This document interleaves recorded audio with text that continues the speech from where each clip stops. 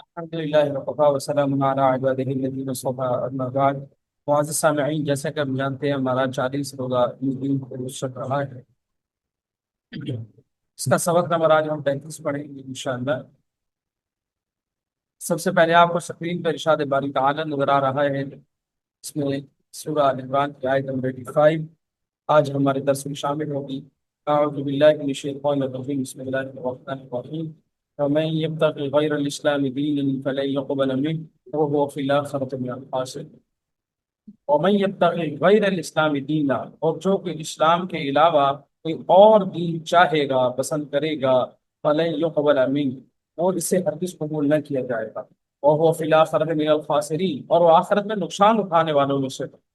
تو اللہ تعالیٰ نے یہ بات بالکل واضح کر دی کہ اسلام ہی معتبر دین، اسلام کے علاوہ آسمانی غیر آسمانی اور کوئی دین معتبر نہیں ہے۔ کوئی شخص اسلام کے علاوہ کوئی اور دین اپنائے گا، اس کے مطابق عمل کرے گا، ہر کس قبول نہیں۔ ہاں، وہ لگا رہے محنت کرتا ہے، اللہ نے پہلے ہی بتا دیا تمہاری اس محنت کا کوئی فائدہ نہیں۔ اور صرف یہی نہیں کہ قبول نہیں ہوگا، بلکہ آخرت میں بہت خسارے میں، ظاہر ہے جب اس کی ساری زندگی ایفرٹس قبول ہی نہیں ہوئی، عبادات قبول ہی نہیں ہوئی، وہ خواہ فضول کام میں لگا رہا اور خسارہ ہوگا آخرت کے اندر۔ اب یہاں پر بات جو سمجھنے کی وہ یہ ہے کہ اسلام اور دین، یہ دو لفظ ہم بہت کثرت سے بولتے ہیں، ہمارا دین اسلام ہے، اسلام ہمارا دین ہے۔ اب یہ کیا چیز ہے؟ اسلام کیا ہے، دین کیا ہے؟ دیکھیے، دین دو معنوں میں استعمال ہوتا ہے۔ دین کا ایک معنی ہے بدلہ، جو ہم مالک یوم الدین میں پڑھتے ہیں۔ دین کا ایک معنی ہے زندگی گزارنے کا طریقہ۔ عام طور پہ دین کا لفظ کسی زندگی گزارنے کے طریقے یا لائف سٹائل کے معنوں میں استعمال ہوتا ہے۔ تو یہاں پر بھی دین اسی معنی میں ہے کہ اللہ تعالیٰ فرماتے ہیں ہم نے تمہیں زندگی گزارنے کا پورا ایک ڈھانچہ، اسٹرکچر، ایک روڈ میپ تمہیں دے دیا، تمام اصول و ضوابط دے دیے۔ اب اگر کوئی بندہ ان اصول و ضوابط سے ہٹ کے کسی اور طریقے کے مطابق زندگی گزارے، ہندوؤں کے رسم و رواج کے مطابق گزارے، یورپی کلچر اپنے گھر میں لاگو کر لے، ملک میں کر لے، ادارے میں کر لے، اللہ تعالیٰ فرماتے ہیں کان کھول کے سن لو، یہ تمہارا لائف سٹائل بالکل بھی قابل قبول نہیں۔ تو آج ذرا ہم دیکھیں جو ہمارا لائف سٹائل ہے 24 گھنٹے کا، وہ کس سے ملتا جلتا؟ ہاں، ہو سکتا ہے مغربی کلچر سے نہ ملتا ہو، لیکن وہ اسلامک لائف سٹائل نہیں ہے، وہ اللہ کے ہاں قابل و قبول ہونے والا لائف سٹائل نہیں ہے۔ صبح اٹھنے سے لے کر رات کو سونے تک دیکھیں، جو کچھ بھی ہم کرتے ہیں، جو کچھ ہماری زبان نے کہا، جو کچھ آنکھوں نے دیکھا، جو کچھ کانوں نے سنا، جو کچھ دل میں آیا، جس کے لیے سارا دن کوشش کی، یہ کیا تھا؟ کیا یہ واقعی یہ اسلام اس کو کہا جا سکتا ہے؟ اور یہ 24 گھنٹے کی زندگی کو کہ جی آج جو کچھ میں نے گفتگو کی وہ دین اسلام کے مطابق، جو کچھ دیکھا دین اسلام کے مطابق تھا، جو کچھ کمایا دین اسلام کی تعلیمات کے مطابق کمایا، جہاں خرچ کیا دین اسلام کی تعلیمات کے مطابق خرچ کیا، کہہ سکتے ہیں؟ مجھ سے نہیں کہہ سکتے۔ آج ہم دیکھیں ہماری ایفرٹس کس کام کی ہیں، اللہ تعالیٰ کو ہم نے واضح طور پر کہہ دیا ہے تمہاری ڈائریکشن غلط ہے، ہمارا قبلہ درست نہیں۔ اب یہ دین ملے گا کہاں سے؟ دین اسلام جسے کہا جاتا ہے قرآن سے ملے گا۔ قرآن کے ذریعے پریکٹیکل کر کے نبی کریم صلی اللہ علیہ وسلم بتا دیا، ہمارے نبی کے اقوال، افعال، ہمارے نبی کی تعلیمات، یہ سب قرآن کی تشریح ہیں۔ تو قرآن اور صاحب قرآن، یعنی جن پہ قرآن کریم اترا ہے، ان دونوں سے ہم اپنی زندگی کو سدھار سکتے ہیں، ان دونوں سے ہم گائیڈ لائنس لے سکتے ہیں، ہم صحیح راستے پر چل سکتے ہیں، صراط مستقیم پر چل سکتے ہیں۔ تو اس لیے ہمیں یہ عزم کرنا ہے، یہ کوشش کرنی ہے کہ ہم دین اسلام کا دامن تھامیں گے، انہیں کی تعلیمات کے مطابق چلیں گے، زندگی گزاریں گے، تبھی کامیابی ہے۔ ورنہ تو اللہ نے کھلے لفظوں میں کہہ دیا بھائی وَهُوَ فِي الْآخِرَةِ مِنَ الْخَاسِرِينَ۔ ہاں، کوئی شخص کہہ سکتا ہے جی کیا ہوا اگر ہم اسلام کی تعلیمات کو فالو نہ کریں، کون سا نقصان ہوتا ہے؟ وہ دیکھو، یورپ والے فالو نہیں کرتے، دنیا میں سب سے اس وقت ترقی ہو وہی ہے۔ اللہ تعالیٰ فرماتے ہیں کہ ہو سکتا ہے دنیا میں وہ بظاہر ترقی میں تمہیں لگ رہے ہیں، لیکن یہ ترقی واقعی ترقی ہے یا نہیں ہے، یہ قیامت کے دن تمہیں پتہ چلے گا اور آخرت میں پتہ چلے گا۔ پھر تمہیں واضح ہو جائے گا کہ وہ فی الآخرۃ من الخاسرین، یہ لوگ آخرت میں کتنے خسارے والے تھے۔ ٹھیک ہے، تو آخرت میں تمہیں اس بات کا پتہ چل جائے گا۔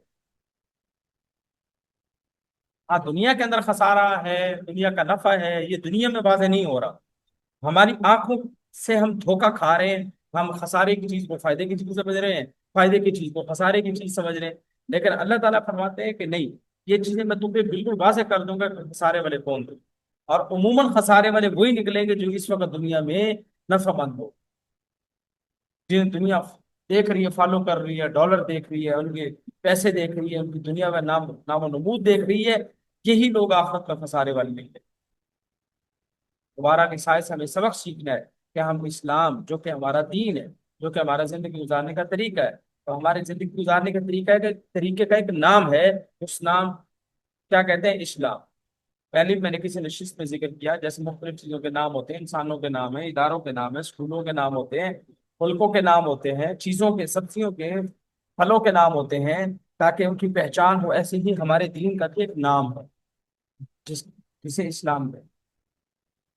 تو بہرحال یہ آیت اللہ تعالیٰ سے دعا ہے اللہ تعالیٰ نے اس آیت کو سمجھنے کی، اس پہ عمل کرنے کی توفیق نصیب۔ نیکسٹ جی، نبی کریم صلی اللہ علیہ وسلم کی اتباع کے متعلق ہم آج پڑھیں گے۔ عن نبی حریرہ رضی اللہ تعالیٰ عنہ قال قال رسول اللہ صلی اللہ علیہ وسلم ما امرتکم به فخذوه وما نهیتکم عنہ۔ بہت سی حدیث کی کتابوں میں صحیح ستہ میں حدیث موجود ہے کہ نبی کریم صلی اللہ علیہ وسلم نے ارشاد فرمایا، جس چیز کا میں تمہیں حکم دوں اسے لے لو، فخذوه، اور وما نهیتکم عنہ، جس سے میں روک دوں فانتہوا، اس سے باز آؤ۔ اب پچھلی آیت کے اندر ہم نے کیا پڑھا؟ اللہ کے نبی صلی اللہ علیہ وسلم جو لائف سٹائل ہمیں دے کے گئے ہیں اس کو ہم لے لیں، اور جس چیز سے روک کے گئے، جس چیز کو آپ نے خود اختیار نہیں کیا، اس کو چھوڑ دو۔ اور خاص طور پہ جو چیز حرام ہے، علماء بتاتے ہیں کہ یہ کام ناجائز ہے، حرام ہے، جائز نہیں ہے، مکروہ تحریمی ہے کہ اللہ تعالیٰ اور اس کے رسول کا ناپسندیدہ عمل ہے، ان کو تو بالکل چھوڑ دینا چاہیے۔ تو کتنی کلیئر کٹ بات اللہ کے نبی نے فرمایا۔ قرآن میں تو وہ 20 آیات ہیں، کل ہم نے ایک پڑھی تھی، ٹھیک ہے، کہ تم باقی اگر اللہ سے محبت کے دعوے دار ہو تو میری، کہ مجھ محمد کی اتباع کرو صلی اللہ علیہ وسلم۔ تو یہاں حضور نے خود بتا دیا کہ بھئی جس چیز کا میں تمہیں حکم دے دوں اس کو پکڑ لو، حضور اس کو لے لو، اس پہ عمل کرو، اور جس چیز سے روک دو پھر اس سے رک جاؤ۔ کتنے ہی کام ایسے ہیں جن سے ہمارے نبی نے روکا ہے، ہم رکے ہوئے؟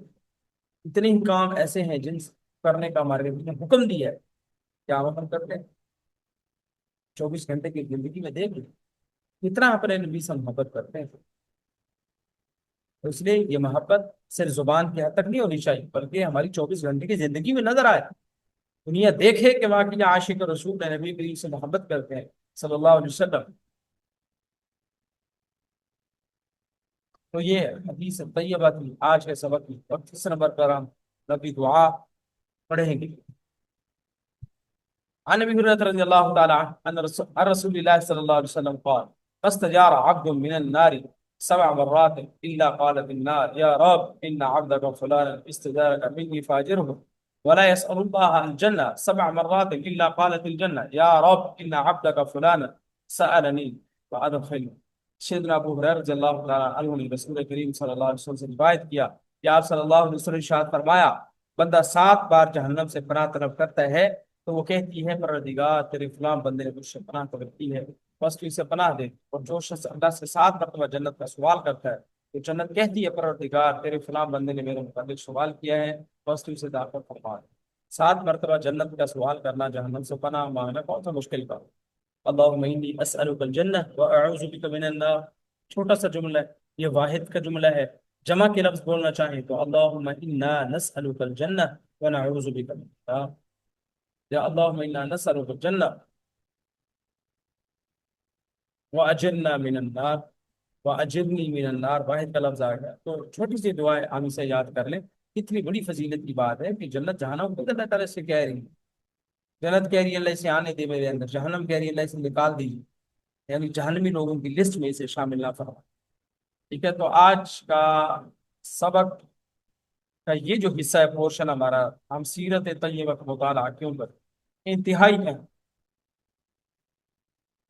تو اس کو ہم نے سمجھنا ہے۔ عربی والا پورشن آج بھی ہم نے سکپ کیا ہے، اس لیے کہ ہمارا آج کا جو ٹاپک ہے سیرت طیبہ کا مطالعہ ہم کیوں کریں، یہ بڑی اہمیت کا حامل ہے۔ تو اس میں تھوڑی سی بات تفصیل سے آپ سے کرنی سی، اتنی تفصیل سے بھی نہیں ہے کہ آپ گھبرا جائیں کہ یہ کیا ہو گیا۔ ٹھیک ہے، تو یہ بات سمجھنی ہے، اس پیغام کو دوسروں تک پہنچانا ہے۔ دیکھیے، ربیع الاول کا آغاز ہو چکا ہے۔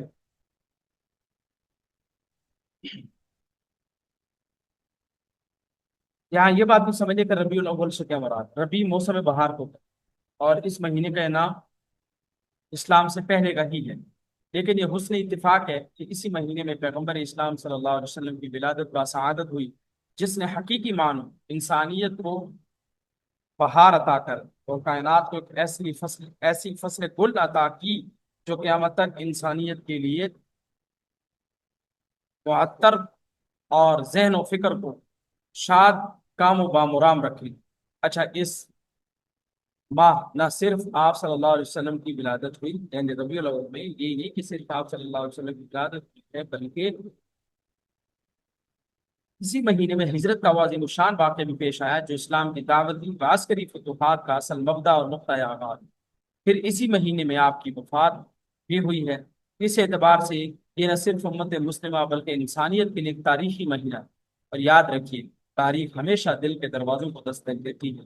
اس لیے اس ماہ میں سیرت کے جلسوں، سیمینارز اور خطبات کی کثرت ہو جاتی ہے۔ اخبارات اور جرائد میں بھی سیرت کے عالی شان نمبرز نکالے جاتے ہیں، اور اصحاب ذوق سیرت کے، اور جو اصحاب ذوق سیرت ہوتے ہیں وہ خوب سیرت کی کتابوں کا مطالعہ کرتے ہیں۔ اچھا، سیرت محمدی کو صرف اس مہینے میں یا متعین کچھ مخصوص ایام یا مخصوص تاریخوں کے ساتھ مخصوص کر لینا، یہ سیرت طیبہ کے ساتھ نا انصاف ہے، کیونکہ آپ صلی اللہ علیہ وسلم کی نبوت عالمی اور آفاقی ہے، اور کوئی شخص ایک لمحہ بھی آپ کی مبارک تعلیمات سے بے نیاز نہیں رہ سکتا۔ اس لیے اس موضوع کا تو حق یہ ہے کہ اس سے ہمارا تعلق بھی ابدی اور دائمی ہو، اور زبان کے لیے اس سے زیادہ مبارک بات کوئی نہیں ہو سکتی کہ زبان پر اللہ اور اس کے رسول کا ذکر آ جائے۔ اس طرح قلم کے لیے اس سے سعادت سے بھرپور گھڑی اور کوئی نہیں ہو سکتی کہ قلم آپ کے تذکرہ نگاری کا شرف پائے۔ لیکن بہرحال اس ماہ کی مناسبت سے لوگوں میں ذوق و شوق کی جو چنگاری سلگتی ہے، ضروری ہے کہ اس محبت کے شرط اور چنگاری کو آتش بنا دیا جائے، اور اس کی حرارت ایمان کی سرد انگیٹھیوں کو گرما دے، اور فکر و نظر پر چھائی ہوئی جو خاک ہے وہ صاف ہو۔ بہرحال اب یہ سارا کام کیسے ہو سکتا ہے؟ یہ تب ہو سکتا ہے جب ہم سیرت طیبہ کا، سیرت محمدی کا مطالعہ کریں۔ دیکھیے، سیرت کا جو موضوع ہے یہ سدا بہار موضوع، اور یہ ایسا عظیم شان موضوع ہے جس کی رعنائی اور گلفشانی نہ ختم ہوئی ہے نہ قیامت تک۔ دل و دماغ کو مسخر کرنے والے خطیبوں کے لیے یہی بات جان خطابت ہے کہ حضور صلی اللہ علیہ وسلم کے سیرت کے نام پر ہزار ہا جلسے کرتے ہیں، اور لوگوں کے دلوں میں نبی کریم صلی اللہ علیہ وسلم کی محبت کو روشن کرتے ہیں۔ تو بہرحال سیرت کے موضوع پر ہزاروں کتابیں لکھی گئی، ہزاروں خطبات آپ کو مل جائیں گے، ٹھیک ہے، اور ہزاروں آرٹیکلز آپ کو مل جائیں گے، تو یہ بڑا ہی عظیم الشان اور سدا بہار موضوع ہے۔ لیکن یہاں پر یہ بات ضرور سمجھنی ہے کہ ہمیں سیرت طیبہ کا، سیرت محمدی کا مطالعہ کرنا ہے، اور اس مہینے میں چونکہ ہماری محبت کچھ زیادہ ہی جاگ جاتی ہے حضور صلی اللہ علیہ وسلم کے ساتھ، جو کہ پازیٹیو پہلو ہے، تو اس مہینے میں خاص طور پہ ہم سیرت طیبہ کے ساتھ وابستہ ہوں۔ پھر دیکھیے، امت مسلمہ کا اپنے نبی کے ساتھ تعلق کا معاملہ دوسری قوموں جیسا نہیں ہے، یا دوسری قوموں کے پیشواؤں جیسا نہیں ہے، ٹھیک ہے، بلکہ اس سے جدا ہے۔ لہذا اسلام نے پیغمبر اسلام کو ایک انسانی نمونے کی حیثیت سے پیش کیا ہے، اور آپ صلی اللہ علیہ وسلم کی تعلیمات اتنی سادہ اور فطرت انسانی سے ہم آہنگ ہیں کہ ان پر عمل کرنا بالکل بھی دشوار نہیں ہے۔ اس لیے اس امت کا تعلق اپنے پیغمبر سے صرف تعظیم اور احترام کا نہیں ہے، بلکہ اطاعت اور اتباع کا بھی ہے، اور اسلام اس اطاعت کو ہم پر واجب قرار دیتا ہے۔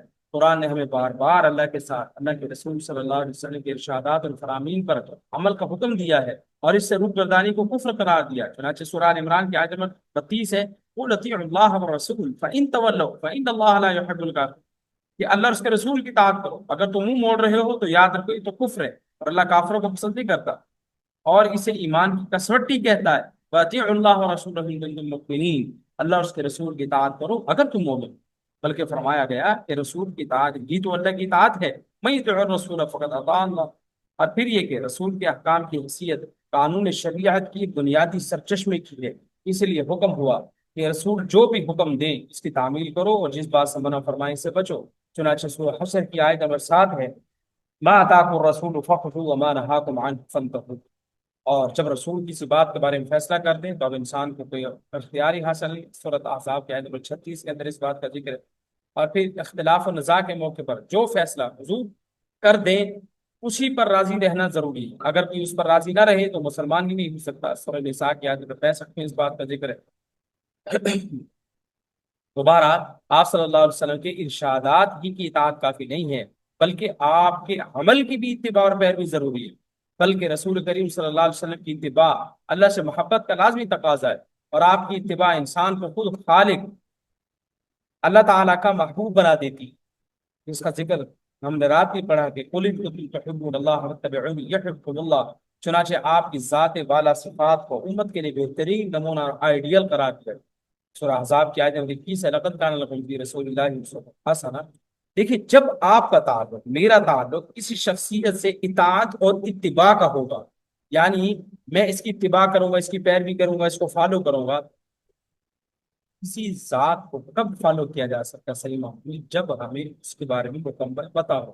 پتہ کیسے لگے گا؟ علم کے ذریعے۔ علم کیسے آئے گا؟ اس کی سیرت کو پڑھنے سے۔ تو مکمل طور پر ہم سب رسول کریم صلی اللہ علیہ وسلم کی اتباع پیروی تب کر سکتے ہیں جب ہمیں ان کے بارے میں مکمل معلومات ہو، اور معلومات کب آئیں گی؟ سیرت کو پڑھنے سے۔ دوبارہ سیرت طیبہ کو جانے بغیر عمل کرنا ممکن ہی نہیں۔ تو اس لیے علماء فرماتے ہیں، قرآن بھی یہی کہتا ہے سیرت محمدی سے وابستہ رہو، مطالعہ کرو۔ بارہ، پیغمبر سے انسانیت کا تعلق لازمی محبت اور احترام کا ہے۔ کیوں؟ کیونکہ وہ خدا کا بھیجا ہوا مقبول بندہ ہوتا ہے۔ اللہ تعالیٰ نے صحابہ کرام کو اس بات کی بھی اجازت نہیں دی کہ گفتگو کے درمیان ان کی آواز رسول کریم کی آواز سے بلند ہو جائے۔ چنانچہ منع فرمایا سورہ حجرات کی آیت نمبر 2 میں، لا ترفعوا اصواتکم فوق صوت النبی۔ اور ارشاد ہوا کہ رسول کریم کو بلانے کا وہ انداز نہیں ہونا چاہیے جو لوگوں کو ایک دوسرے سے بلانے کا انداز ہوتا ہے۔ لا تجعلوا دعاء الرسول بینکم کدعاء بعضکم بعض، سورہ نور کی آیت نمبر 63۔ اور صرف احترام اور تعظیم ہی کافی نہیں ہے، بلکہ نبی کی والہانہ اور وارفتہ کر دینے والی محبت انتہائی ضروری۔ ایسی محبت جو اولاد اور اپنی جان و تن، اپنے جان و مال سے بڑھ کر۔ سیدنا انس رضی اللہ تعالیٰ سے روایت ہے، آپ صلی اللہ علیہ وسلم نے ارشاد فرمایا، تم میں سے کوئی شخص اس وقت تک صاحب ایمان نہیں ہو سکتا جب تک میں اس کے ماں باپ، اس کی اولاد، تمام لوگوں سے زیادہ محبوب نہ ہوگا۔ بخاری مسلم کی حدیث ہے۔ دیکھیں، آج انسان اللہ کو ناراض کر رہا ہے بیوی بچوں کی وجہ سے، ماں باپ کی وجہ سے، دوستوں کی وجہ سے، کاروبار کی وجہ سے۔ تو حضور کیا فرما رہے ہیں؟ دنیا اور دنیا کی ہر چیز سے زیادہ تمہیں مجھ سے محبت ہونی چاہیے۔ اور حقیقت یہ ہے کہ اللہ نے اس امت کے دل میں اپنے پیغمبر کی ایسی محبت رچا بسا دی ہے کہ اس سے بڑھ کر سچی محبت کہیں دنیا میں دیکھنے کو۔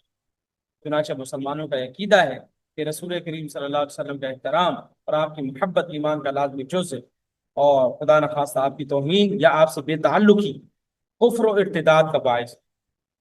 یہ ایک متفق علیہ مسئلہ ہے، یہ اتفاقی مسئلہ ہے۔ چنانچہ سلف صالحین کا حال تو یہ تھا کہ وہ نہ صرف آپ سے محبت رکھتے بلکہ آپ کی طبعی مرغوبات سے بھی ان کو حد درجہ محبت ہے۔ یعنی ایک کھانے کی چیز ہے، سالن ہے، آپ صلی اللہ علیہ وسلم کو کسی چیز کا سالن پسند ہے، آپ کسی چیز کا سالن حد درجہ زیادہ پسند تھا، یا آپ صلی اللہ علیہ وسلم کو دودھ بہت زیادہ پسند تھا۔ تو اب جو علماء ہیں وہ حضور صلی اللہ علیہ وسلم کی ایک ایک پسند کو اپنے ایمان کا حصہ بنائے ہوئے، اور اگر کوئی شخص ان کے خلاف بات کر دے تو وہ پھر سخت سیکھا ہو جاتے ہیں، اور یہ بات ان کو برداشت نہیں ہوتی۔ اور فقہائے امت نے تو آپ صلی اللہ علیہ وسلم کی کسی بھی سنت کی ادنا سی بھی تحقیر کو کفر قرار۔ جو شخص بھی آپ صلی اللہ علیہ وسلم سے جڑی ہوئی کسی بھی چیز کی توہین کرے گا، انسلٹ کرے گا، حتیٰ کہ زبان سے نہ بھی کہے، دل ہی دل میں اس چیز کو اچھا نہ سمجھے، آپ سے سنت ہو، تو وہ شخص کافر ہو گئے۔ تو آپ اندازہ کیجیے حضور صلی اللہ علیہ وسلم سے محبت اتنا ضروری۔ اور یاد رکھیے، اس درجے کی محبت اور عظمت اس وقت تک پیدا نہیں ہو سکتی جب تک کوئی شخص آپ صلی اللہ علیہ وسلم کی حیات طیبہ، سیرت طیبہ کا مطالعہ نہ کرے۔ اس لیے کہ جب تک انسان کسی کی شخصیت، اس کی پاکیزہ زندگی اور اس کے کردار کی عظمت سے واقف ہی نہ ہو، تو نہ اس کے دل میں حقیقی معنوں میں اس شخصیت کی عظمت جاگوزی ہو سکتی ہے، اور نہ سچی محبت پروان چڑھ سکتی. ٹھیک ہے. تو بہرحال دین اسلام کی تمام تر تعلیمات کی اساس خود رسول کریم صلی اللہ علیہ وسلم کا اسوہ ہے، آپ کا نمونہ ہے، آپ کا لائف سٹائل ہے، آپ کا طرز زندگی ہے، اور شریعت کے تمام احکام کا مدار. تو آپ صلی اللہ علیہ وسلم کی ذات اقدس ہے. ہم خدا کو ایک مانتے ہیں، وہی اور رسالت کے نظام پر یقین رکھتے ہیں، آخرت پر ہمارا ایمان ہے، کچھ چیزوں کو فرائض اور واجبات اور کچھ چیزوں کو حرام اور مکروہ سمجھتے ہیں، کچھ کاموں کو حلال اور جائز سمجھتے ہیں. ٹھیک ہے. ان تمام اعتقادی و عملی احکام کی بنیاد کیا ہے؟ خود کتاب اللہ سنت رسول. اور کتاب اللہ سے مراد کتاب الہی ہے جو آپ صلی اللہ علیہ وسلم پر نازل ہوئی، اور سنت آپ صلی اللہ علیہ وسلم کے فرامین، آپ کے معمولات کا نام ہے. غرض دین کے دونوں ہی مصادر آپ ہی کی ذات سے متعلق، یعنی قرآن ہے تو وہ بھی حضور سے جڑا ہوا، اور آپ کی سیرت ہے وہ بھی حضور صلی اللہ علیہ وسلم سے جڑی ہوئی ہے. ٹھیک ہے. اس لیے دین حق کے دشمنوں نے ہمیشہ آپ صلی اللہ علیہ وسلم کی ذات کو ہدف بنانے کی کوشش کی. ٹھیک ہے. صلیبی جنگوں میں شکست کے بعد جب اہل مغرب اس بات سے مایوس ہو گئے کہ وہ جنگ کے میدان میں عالم اسلام کو زیر کر سکیں گے، تو انہوں نے علم و قلم کے ہتھیار سے اسلام پر حملہ کرنا شروع کیا. اور یوں تو انہوں نے قرآن و سنت کے استناد و اعتبار سے لے کر احکام شریعت کی معقولیت اور اسلامی تاریخ تک ہر شعبہ دین کو اپنے حملے کا نشانہ بنا. لیکن پیغمبر اسلام کی حیات مبارکہ ان کی یلغار کا خاص ہدف ہے، کیونکہ آپ ہی کی ذات پر دین کی بنیاد ہے. آپ کی ذات سے دین شروع ہوتا ہے کہ مانے تو دین مکمل، اور نہ مانے تو دین ختم. اگر آپ کی شخصیت کو مجروح اور مشکوک کر دیا جائے تو دین کی پوری بنیاد ہی ختم ہو جائے. چنانچہ مستشرقین نے اس موضوع پر اتنا کچھ لکھا ہے کہ اس کی فہرست بندی کے لیے بھی مستقل کتاب چاہیے. تو یہ سب کچھ جو کچھ انہوں نے حضور کے خلاف لکھا، دین کے خلاف لکھا ہے، زیادہ تر انگریزی اور دوسری یورپین زبانوں میں. اور بدقسمتی سے اس وقت یہی زبانیں علم و تحقیق اور ایجادات کی نمائندہ زبانیں ہیں. اس لیے اس دور میں نہ صرف غیر مسلم بلکہ جدید تعلیم یافتہ مسلم بھی ان زبانوں کو سکہ رائج الوقت کی طرح اختیار کرنے پر مجبور ہیں. اور وہ نہ صرف اپنی فن کی کتابیں بلکہ مذہب اور تاریخ بھی انہی زبانوں کے واسطے سے پڑھتے ہیں. جو مسلم انگریزی زبان سے زیادہ مانوس ہوتے ہیں تو وہ سیرت بھی انگلش میں پڑھنا چاہیں گے، ترجمہ بھی انگلش میں پڑھنے کو پسند کرتے ہیں.